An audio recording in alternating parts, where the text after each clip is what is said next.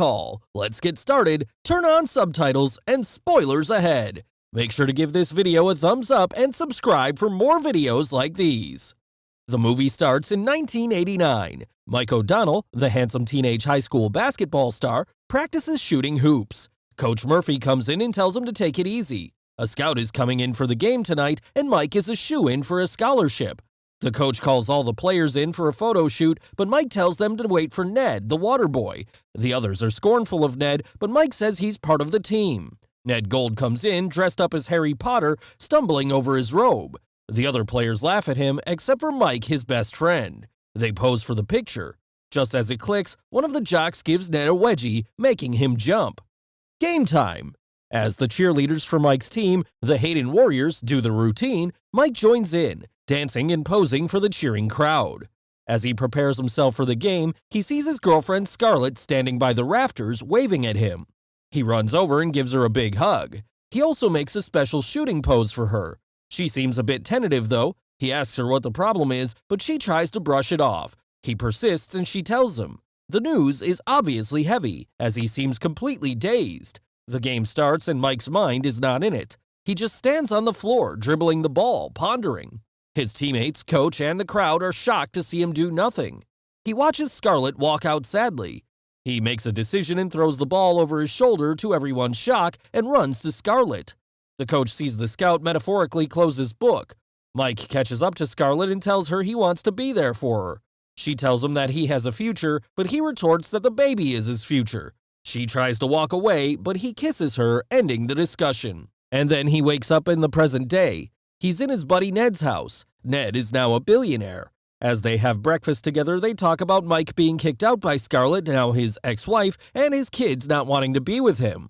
However, Mike is in for a big promotion and he's quite excited about it. Mike goes to the office at Wyatt Pharmaceuticals.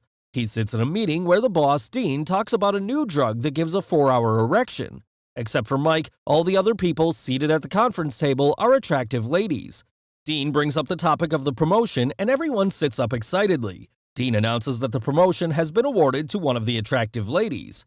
While all the ladies celebrate, Mike is nonplussed. When all the ladies leave, he confronts Dean. He tells him that he's been at the company for 16 years while the lady was there for only a couple of months. Dean brushes him off to take a call, but Mike yanks off his Bluetooth earpiece and smashes it furiously against the wall. As the celebrating ladies get into the elevator, they pay no heed to Mike, who stands there morosely with all his stuff dumped in a box. He's either been fired or he's quit. Like it matters, huh? He drives over to his old school, Hayden. He goes onto the empty basketball floor and reminisces for a while. He looks at the trophy cabinet in the hall and looks at his old 1989 picture. The school janitor comes along and recognizes him. He tells that he was a high school star who didn't live up to his potential. He says that people come back to look upon the glory days like they were living in the past. Mike prefers the past as it was better for him. The janitor asks him if he wants a do-over, to which Mike nostalgically says yes. The janitor smiles. Just then, Mike's daughter Maggie and her friends come up. Mike notices that the janitor has disappeared. He tells her that he's there to take her and her brother for ice cream. At the ice cream place, while other kids and their parents have fun, Mike, Maggie, and Alex sit quietly at a table.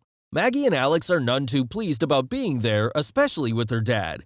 Maggie listens to her iPod while Alex plays on his PlayStation.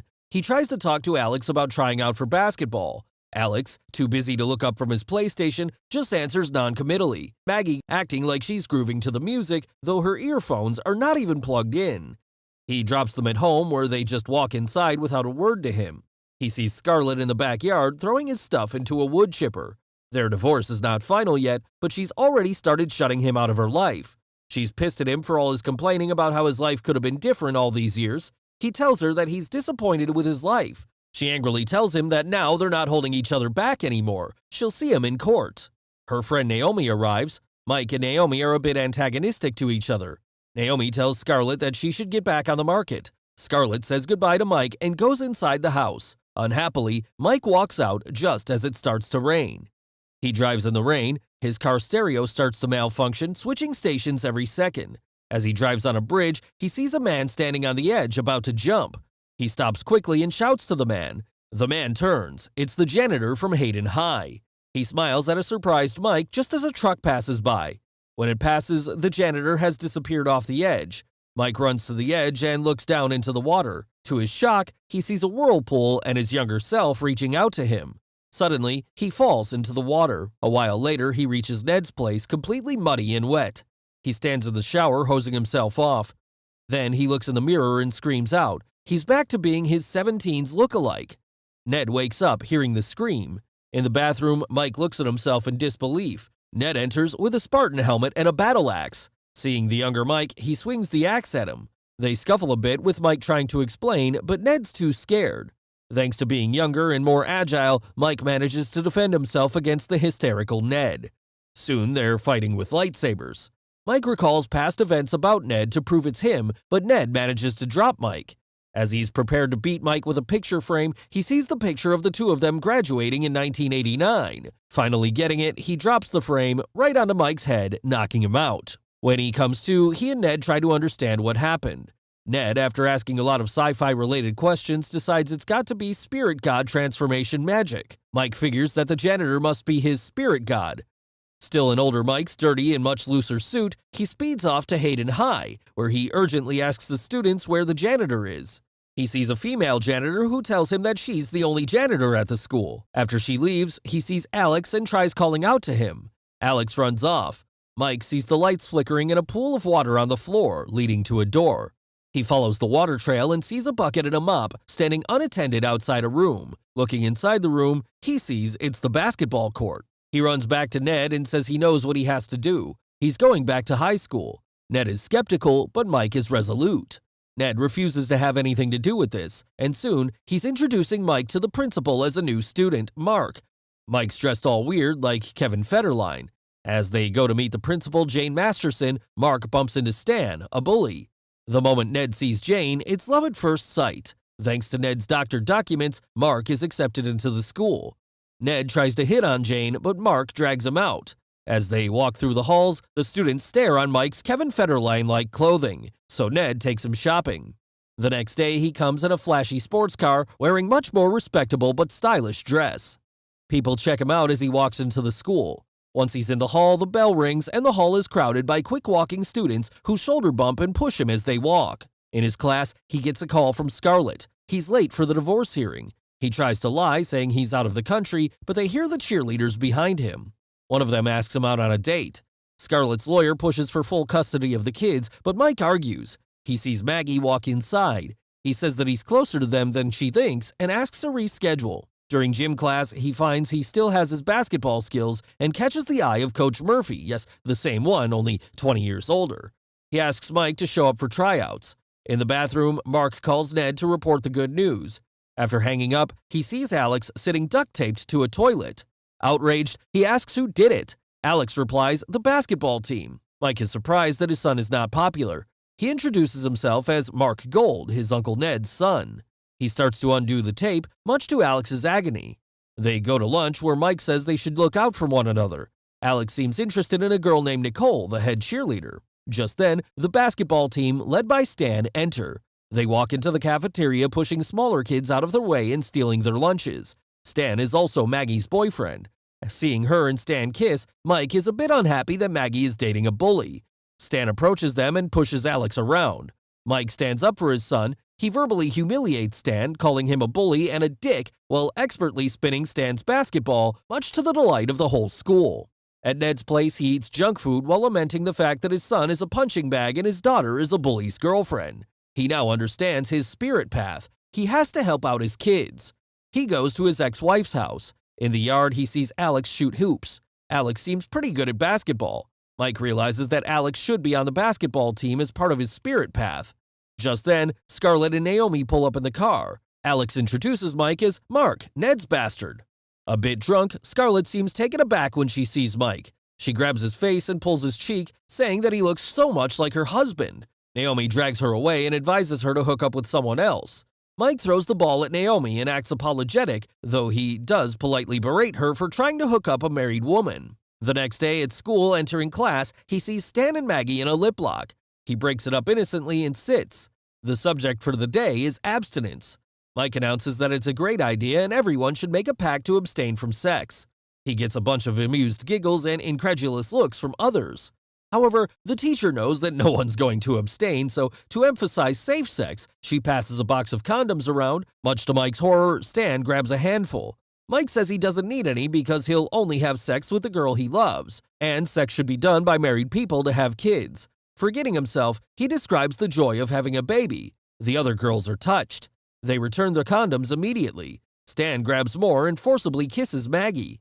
Infuriated, Mike launches himself at Stan and the two fight, with Mike getting beat down. The fight is captured on video phones and sent around the whole school. A humiliated Mike is called into the principal's office along with his dad, Ned, who comes dressed to impress the principal. In Jane's office, he tries his crazy seduction technique, but Jane blows him off. He goes to Scarlett's place and sees her in the yard, preparing to do some gardening in the backyard. She leads him into the backyard and tells him what she plans to do to fix it up. Unwittingly, he calls her Scar, and she catches onto it. He volunteers to help her out. Mike trains Alex for basketball, helps Scarlett with the garden, and tries to keep Maggie away from Stan, while Ned keeps flirting with Jane. After the tryouts, Mike and Alex are both selected for the team. Scarlett is thrilled to hear the news. She shows them the finished backyard, and it looks great. Mike compliments her and tells her to start a business. She's flattered. She tells him that she's going out on a date, which involves dancing. He sees her dancing in front of a mirror. He asks her to teach him. They start to dance pretty well. He asks about her husband and if they'll ever get back together. She's pretty sure they won't. They're interrupted by Alex, who's a bit weirded out seeing them dance. He tells them her date's here. Her date is Mike's former boss, Dean. Mike is pissed and tries to talk Scarlett out of it, but she goes anyway. Just as they drive off, Stan rolls by to pick Maggie up for a party. Dragging Alex along, Mike goes to the party.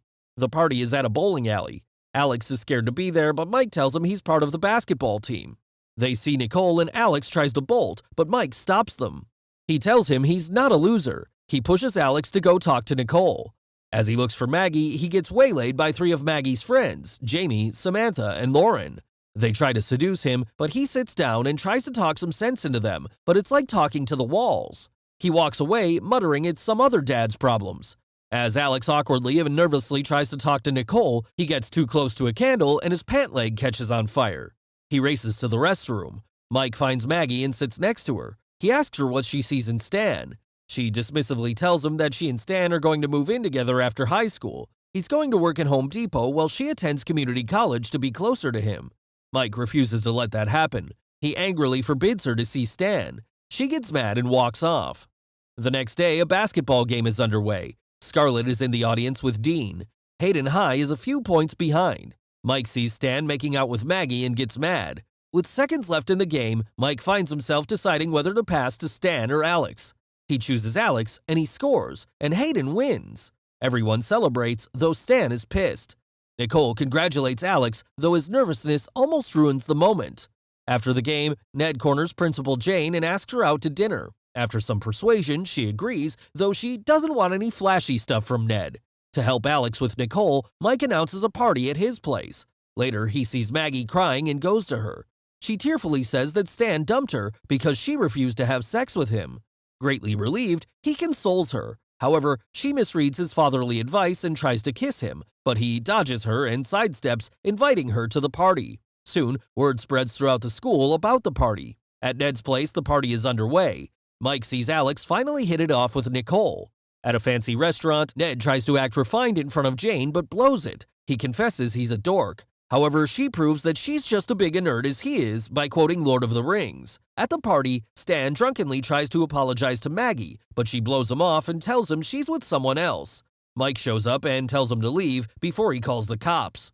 Stan insults Maggie, inciting Mike to swing at him. He misses, but Stan connects, knocking Mike out. When he wakes up, he finds his head on Maggie's lap while she caresses him.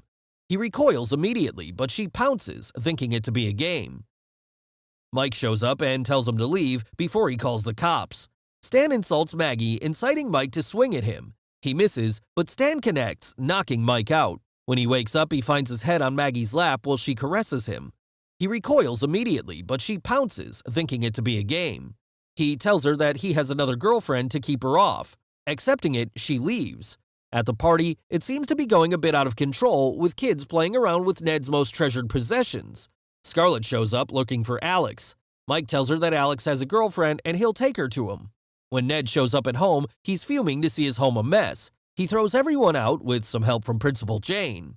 Scarlett and Mike watch Alex and Nicole kiss.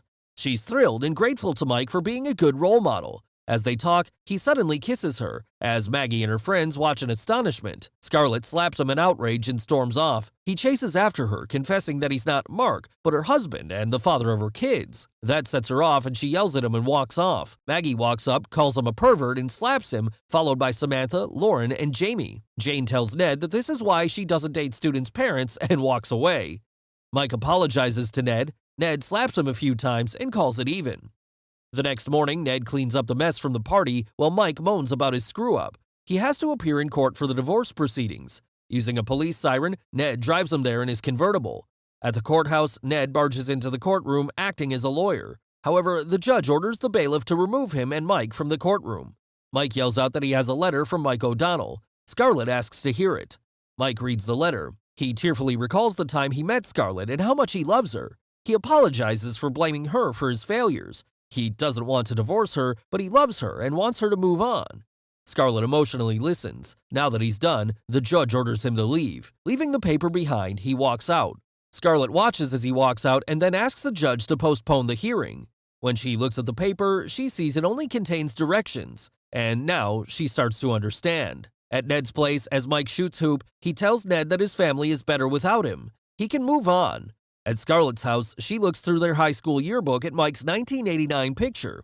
She sees a wedding band and a note on the hammock. It's from Mike, apologizing for not finishing what he started.